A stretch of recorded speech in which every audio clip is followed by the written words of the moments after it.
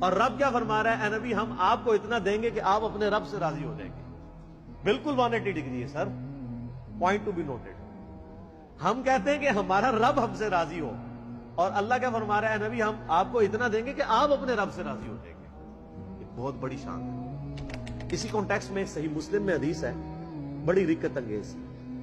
نبی صلی اللہ علیہ وآلہ وسلم ایک دن امت کے غم میں اتنا روئے کہ اللہ تعالیٰ نے حضرت جبرائیل کو بھیج دیا کہ پوچھو, حالانکہ اللہ کو تو پتا ہے. تو جبرائیل علیہ السلام نے کہا کہ اللہ نے مجھے بھیجا ہے, آپ پر سلام بھیجتا ہے اللہ, اور پوچھتا ہے کہ آپ کے رونے اور گریہ کرنے کی وجہ کیا ہے. آپ علیہ السلام نے کہا کہ میری امت. پھر آپ علیہ السلام نے سورہ ابراہیم کی آیات تلاوت کی کہ حضرت ابراہیم نے کہا تھا, اللہ جو نیکوکار بندے ہیں وہ میرے ہیں, اور بروں کو تیرے کھاتے میں ڈال دیا کہ تو جانے ان کا معاملہ. پھر نبی صلی اللہ علیہ وسلم نے سورۃ المائدہ کی تلاوت کی کہ قیامت الدین عیسیٰ علیہ السلام کہیں گے کہ اللہ جب تک میں ان میں موجود رہا ان پر گواہ تھا, اگر میرے بعد انہوں نے شرک کیا تو یہ تو جانے اور تیرا کام. جبکہ اے اللہ میں یہ نہیں کہتا, میں تو کہتا ہوں میری امت. یعنی حضرت ابراہیم بھی اپنی نافرمان امت سے اعلان برات کر رہے ہیں حضرت عیسیٰ علیہ السلام, اور نبی علیہ السلام کہہ رہے ہیں کہ میں تو اپنی امت کی فکر میں ہوں. تو حضرت جبرائیل علیہ السلام کو پھر اللہ تعالیٰ نے وحی کی, اور انہوں نے نبی علیہ السلام سے کہا کہ میرے محبوب سے فرما دو کہ ہم آپ کو آپ کی امت کے معاملے میں قیامت والے دن رسوا نہیں کریں گے. یہ وہی چیز ہے, وَلَسَوْفَ يُعْطِيكَ رَبُّكَ فَتَرْضَىٰ, ان قریب آپ کا رب اتنا آپ کو دے گا کہ آپ اپنے رب سے راضی ہو جائیں گے. وہ دینا کیا ہے؟ مقام شفاعت. آپ صلی اللہ علیہ وآلہ وسلم کی شفاعت کی برکت سے امت کے گنہگار لوگوں کی بخشش ہو جائے گی انشاءاللہ تعالی. اللہ تعالی ہم سب کو قیامت والے دن اپنے محبوب صلی اللہ علیہ وآلہ وسلم کی شفاعت نصیب فرمائے. آپ صلی اللہ علیہ وآلہ وسلم اور آپ کے اہل بیت کے ساتھ قیامت والے دن ہمیں محشور فرمائے, آمین. تو آپ کا رب ان قریب آپ کو اتنا دے گا کہ آپ اپنے رب سے راضی ہو جائیں گے.